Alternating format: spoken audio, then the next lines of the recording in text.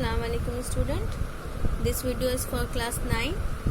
ये हम लोग वापसी कहानी पढ़ रहे थे और ये वीडियो का पार्ट 3 है। पहले 2 पार्ट में हम लोग पढ़ चुके हैं कि गजादर बाबू अपने नौकरी से रिटायर होते हैं और वो अपने घर आते हैं। घर आने की जो वो कल्पना करते हैं, जैसी वो कल्पना करते हैं वैसे उनको नहीं मिलता है। घर आने के बाद उनके साथ वैसा सुलूक नहीं होता है जैसा वो सोचते हैं।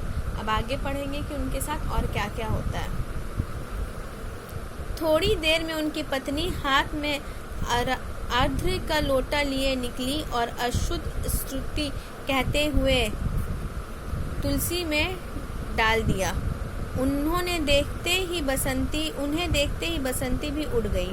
तो थोड़ी देर बाद उनकी पत्नी भी जो है हाथ में एक पूजा का लोटा पानी का जल लिए हुए आती है और अशुद्ध त्रुटियाँ कुछ मंत्र पढ़ते हुए वो तुलसी के पौधे में उसे डाल देती है। जैसे ही वो बाहर आती है, उसकी पत्नी गजादर बाबू की पत्नी बाहर आती है तो बसंती देखते ही अपनी माँ को वहाँ से उठ जाती है। पत्नी ने आकर गजादर बाबू को देखा और कहा, अरे आप अकेले बैठे हैं, ये सब कहाँ गए? गजादर बाबू के मन में फांस सी कड़क उठी। अपने अपने काम में लग गए हैं, आखिर बच्चे ही हैं। तो जैसे पत्नी उनको देखती है और पूछती है कि अरे आप अकेले बैठे हुए हैं, बाकी सब कहाँ गए? तो गजादर बाबू की ये सुनते ही गजादर बाबू के गले में कुछ फंसा हुआ सा अटक गया और वो कहते हैं कि सब अपने अपने काम में लग गए हैं, आखिर बच्चे ही तो हैं।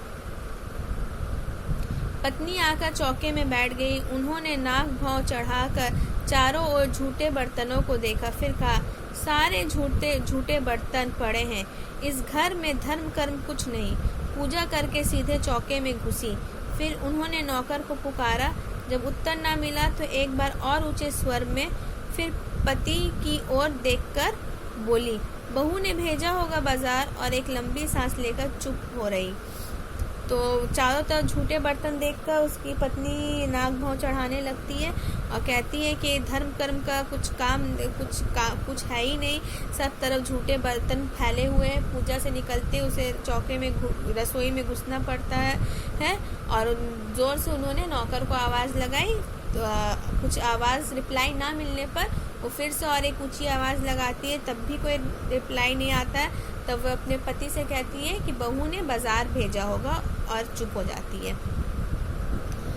गजादर बाबू बैठकर चाय और नाश्ते का इंतज़ार करते रहे। उन्हें अचानक ही गणेशी की याद आ गई। रोज़ सुबह पैसेंजर आने से पहले वो गरम गरम पूरियाँ और जलेबी बनाता था। गजादर बाबू जब तक उठकर तैयार होते उनके लिए जलेबियाँ और चाय लाकर रख देता था। चाय भी कितनी बढ़िया, कांच के गिलास में ऊपर तक भरी लबालब, पूरे 2.5 चम्मच चीनी और गाढ़ी मलाई। पैसेंजर भले ही रानीपुर लेट पहुँचे, गणेशी ने चाय पहुँचाने में देर नहीं की। क्या मजाल कि कभी उससे कुछ कहना पड़े। तो जब वो नाश्ते के इंतज़ार कर रहे थे तो इंतज़ार करते करते उन्हें गणेशी का याद आ गया कि किस तरह वो रोज़ाना सुबह पैसेंजर के आने से पहले ही वो सुबह उनके लिए जलेबी और पूरियाँ बना देता था। गजादर बाबू के उठने के तैयार होने तक उनके लिए जलेबी और चाय लाकर रख देता था। चाय भी कितना अच्छा रहता था, पूरा कांच के गिलास में ऊपर तक भरा हुआ, पूरे 2.5 चम्मच चीनी और गाढ़ी मलाई के साथ। पैसेंजर भले ही रानीपुर लेट पहुँचे, मतलब रानीपुर स्टेशन के मास्टर थे, रानीपुर स्टेशन में रहते थे वो, ठीक है, ये याद रखिएगा आप लोग। गणेशी ने कभी भी देर नहीं की, भले ही ट्रेन लेट हो जाए लेकिन गणेशी कभी भी लेट नहीं होता था अपने काम में। पत्नी का शिकायत भरा स्वर सुन उनके विचारों में व्याघात पहुंचा। वह कह रही थी, सारा दिन इसी खींच में निकल जाता है, इस गृहस्थी का धंधा पिटते पिटते उम्र बीत गई, कोई ज़रा हाथ नहीं बटाता। ये लाइन को अंडरलाइन कीजिएगा, ये बहुत ही इम्पोर्टेंट लाइनिंग है, ठीक है। इस तरह से आप लोग अंडरलाइन कीजिएगा इस लाइनिंग को। तो पत्नी उनसे शिकायत करती है कि सारा दिन इसी खींच में निकल जाता है, गृहस्थी का ये घर गृहस्थी का जो काम करते करते पूरी उम्र बीत गई है, कोई भी ज़रा से उनका काम में हाथ नहीं बटाता है। बहू क्या करती? गजाधर बाबू ने पूछा।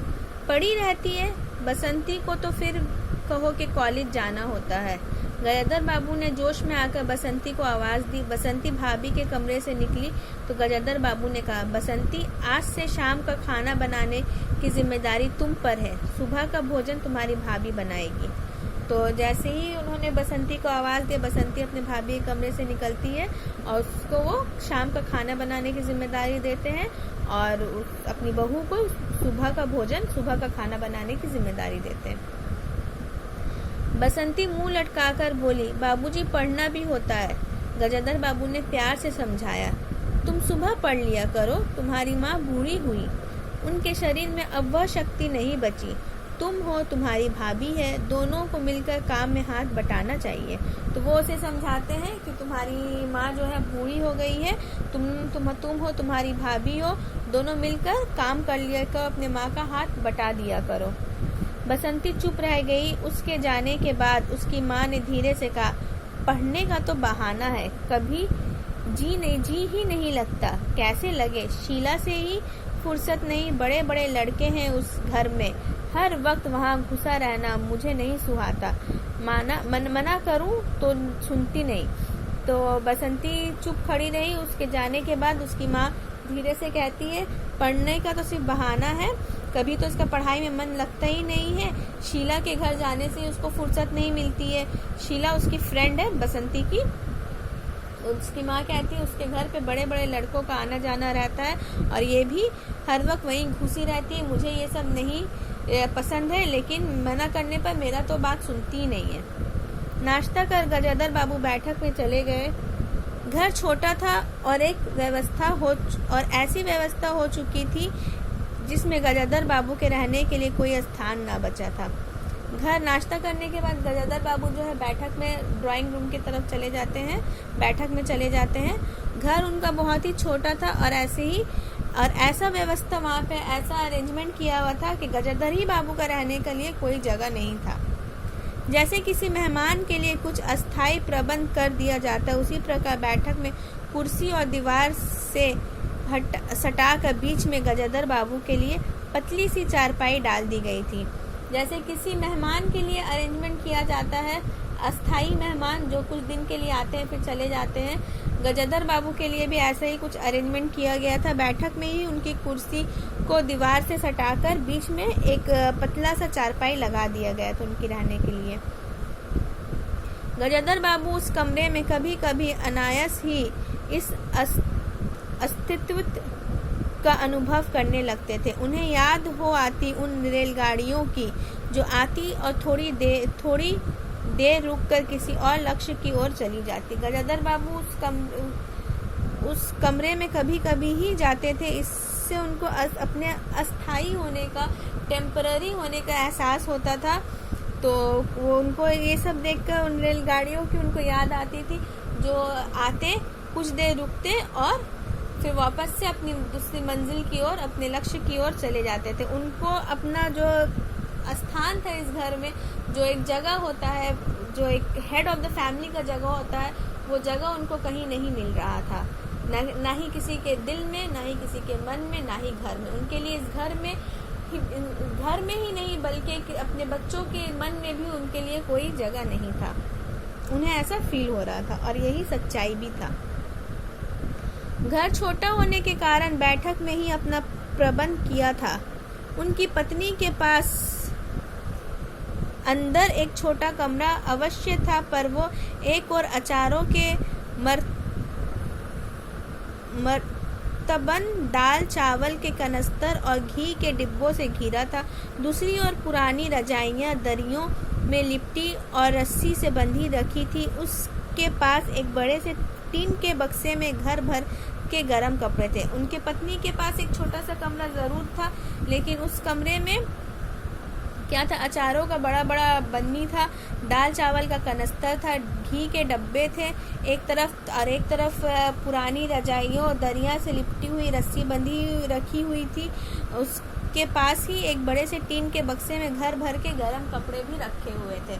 मतलब उनके भी रूम में जगह नहीं था, पूरा रूम सामान से भरा हुआ था। बीच में एक अलगनी बंधी हुई थी, जिस पर प्राय बसंती के कपड़े लापरवाही से पड़े रहते थे। बीच में एक अलगनी बंधी हुई थी जिस पर हमेशा बसंती के कपड़े जो है लापरवाही से पड़े रहते थे। वो भरकस उस कमरे में नहीं जाते थे, वे बहुत ही कम उस कमरे में जाते थे।